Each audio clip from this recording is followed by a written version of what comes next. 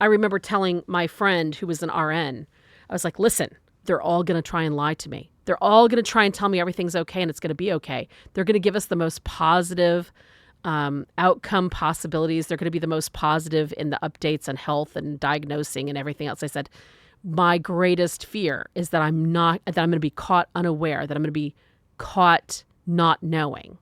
I said, so you got to promise me. Like, if you see signs that we're not going to get better here, like, you got to tell me what you see. And I made all the people around me, I begged them to tell me the truth. I made a deal with every doctor. I made a deal with everybody I could get on board to tell the truth to me. But it all started with this diagram. Because you have to find a way to tell yourself the truth. And you have to find a way to listen to yourself, try and tell yourself the truth. Because there's a lot of noise. In crisis, there's a lot of noise around you. People who love you are going to tell you their opinions. They have a lot of things that they think are helpful, and they inundate your space with all of this instruction and trying to be helpful, and you're trying to take in all of the information from outside resources, research or doctors or whatever the thing is, whatever the crisis is. It doesn't matter, just whatever the crisis is. There's so much coming at you. You got to find a way to sit in it and listen and have good judgment. And for me, that was the concept of abiding. I spent a lot of time abiding. I couldn't tell you what the right decision was. I was not smart enough to make the right decision. All I could do is listen to the professionals, assess, think about it, use my 8th grade logic brain to think about it, maybe gather some opinions from people who had previous experience or not. But at the end of the day, I had to sit and abide that God was going to direct the path. This was so far beyond me. And, my normal person, Dan, who was my person for 40 years, my confidant, my number one person to think things through, the smartest brain I ever knew, was just not available to me. I mean, he wasn't able, when he was conscious or when he was in decent enough health, we could process together. But in those moments of crisis, he was the crisis. So I had to come up with a new thing. And that for me was about this idea of abiding. I just needed to abide minute to minute, moment to moment. This moment right here, this is a safe, good moment. That moment back there, that maybe wasn't so great because I don't have all that anymore. Like, if I think about past moments, there's a lot of things that I don't have that I used to have. In this new moment, well, this moment's pretty good too. And there was a lot of terrible moments. And so, I could let the terrible moments be terrible, but they were only a moment. And then you know what? Pretty soon, I'd have a good moment. And I just knew that staying in the moment that I was in was the only safe place. That if I went backwards, I was going to experience a lot of loss or a lot of what I wish I used to have, what I wish I still had, but I don't have it anymore. It's not my reality. So I couldn't go back there. And the future, well, the future was scary. Minute to minute, it was crisis or terrible and life and death all the time. I didn't want to think about or anticipate. That was so much energy. I had to sit in the moment that I am because it's the only safe place. The only place of peace was in this little moment right here. And now this one right here. And now this one right here. And I decided to live in those minutes, in those moments, and live through the rest. And that was how I managed crisis. That is how I lived with working. And I asked myself every day, 1,000,000 times a day, if Dan dies while I'm doing this, I'm going to be okay with that. I remember I had speaking events and I'd worked, I tried to, in my old days of luxury, I was a last second person. I do my best work under the gun. I do the best work when I'm super focused. And I used to feel guilty about it. I used to think I was a procrastinator, but really later I found out that it was really just how my brain worked. It was about how my brain focuses and when I could make my brain focus and when I couldn't. And that had served me well professionally for many, many years. I was trying to work ahead because, down with crisis, I had to have things prepared ahead of time. I couldn't wait till the last minute. But, when you're working a lot and you have a lot of crisis and you just get no breaks, I mean, there were 37 times where I could have admitted Dan to the hospital and didn't. I chose to address his health myself because I knew what the protocol. We'd been to the hospital so many times. We'd been to ER so many times. I knew exactly what the protocol was. I knew exactly what they were going to do. I knew exactly that there would be no better outcome. And so for comfort, for healing, for sleep, for all kinds of reasons, I was like, I'm just going to handle it. So that was literally 37 times I counted. And so you can only stay ahead of the game so much, even professionally, when you're quote unquote planning ahead. And one time we'd had so many crises in a row that I was literally speaking the very next day, and it was uncanny. Dan always knew when I was going to be unavailable to him, and he would have a crisis every single time. And, I had to just make decisions, tough ones. And that particular time, his sister was sitting with him. God bless her. I appreciated her so much. She was sitting with him within his crisis, in his health crisis. And I was in a different room, a couple of doors down, in my office, working on this presentation for the very next day because I literally had to go speak the very next day, the very next morning. And I remember thinking, I am going to hate myself if he dies. And the last thing I am doing is working 2 doors down from him, 2 rooms over, in my office and writing this presentation. And I vowed right then and there, I'm like, I will do no more work that I have to create new something. Like, I will never do that again. And that was a good lesson for me. He did not pass away, and I spoke and everything was fine. But I just realized those are the kinds of decisions that I was making every single day. And I needed to make sure that I could live with it. Can I go to the grocery store right now and leave him alone? Will he die before I get home? Am I going to be okay with that? Can I go to breakfast this morning? Can I go to this conference for a day? And the answer to some of those things were yes, and the answer to some of those things were no.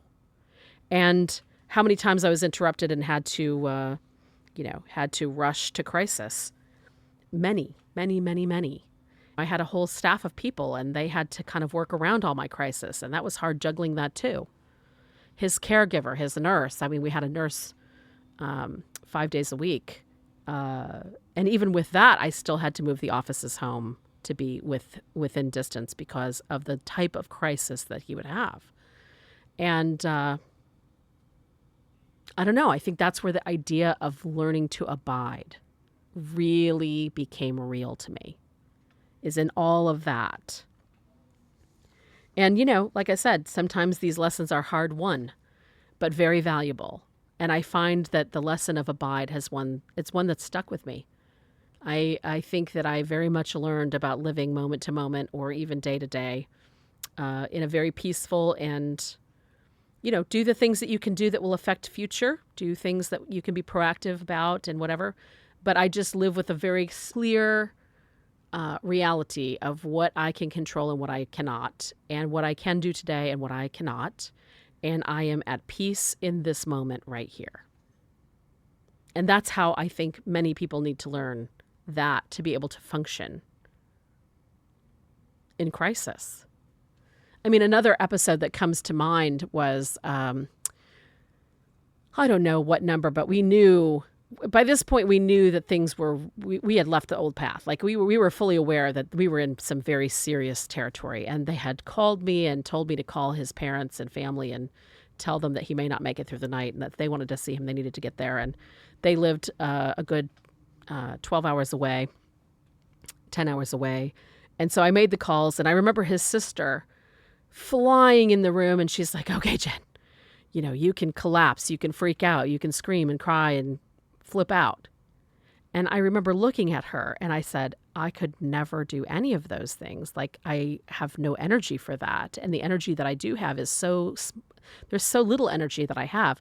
It takes every ounce of focus and I could never spend my energy freaking out because I had to be focused on whatever was next, focused on making the best decisions, saving my resources, because this is a marathon, not a sprint.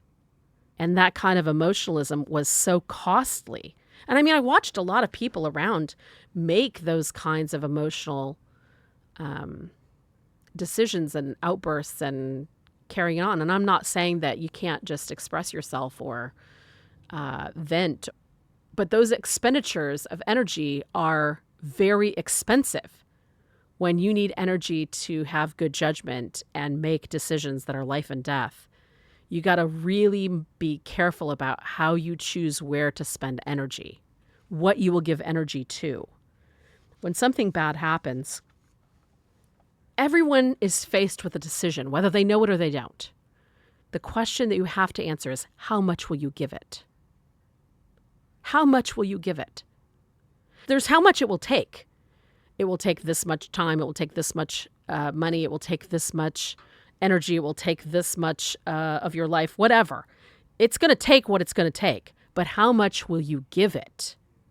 How much more of your time or energy, how much more of your will or attention, your feelings, both positive or negative, how much more of your sleep or health, how many missed opportunities will you overlook or neglect because of what you are giving the drama around crisis?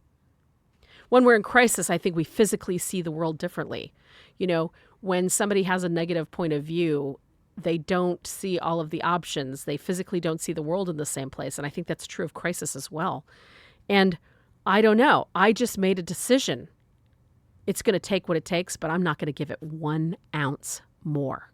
Not 1 ounce more of anything am I going to give it. And a lot of people talk to me about self-care during this period of time. Oh, Jen, you got to take care of yourself. How are you doing? And I mean, that sounds wonderful. That sounds loving and kind and so forth. But to me, I got to tell you, I was a drowning person. It felt like people were telling me to use sunscreen. I was like, that's adorable. It's adorable that you think I can talk about self-care right now. That's fantastic. It was so much more overwhelming than that. It was so much beyond. And I think self-care and planning that when you are in long caregiving situations may be possible. But when you live in perpetual crisis, when you are in moments of crisis, self-care goes out the window, because this is about survival. This is about how you will live. And my mantra was just do what you can when you can. And there was a lot of times I couldn't, but do what you can when you can. You can't force yourself to do 1 lick more, but don't do less. Do what you can when you can. My priorities got much more clear. My priority went like this: care, work, eat, sleep, repeat. I made my life very, very small. I did no work things unless it was for pay. I reduced my calendar, my networking events went away. I did very few conferences unless I was the speaker. If I was a speaker, I came, I spoke at the thing, and I left the thing. I didn't sit there for the day. I didn't have client meetings. I didn't have meals with clients, right? I showed up for the thing I got paid for, and I went home. You have to reduce your expectations for yourself. And you have to really get clear about your priorities. This is hard for people. Not everybody is going to fall in line. You've got to really reduce and be very careful about how you expect things of other people, because you think you know your people, but I promise you that you do not know your people. You think you do. You always think you do, but you don't.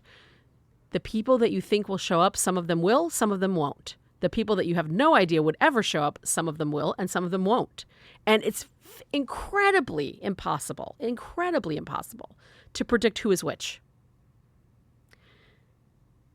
It was an utter surprise. And I mean, these are not people that I didn't know. These were people that I knew very, very well.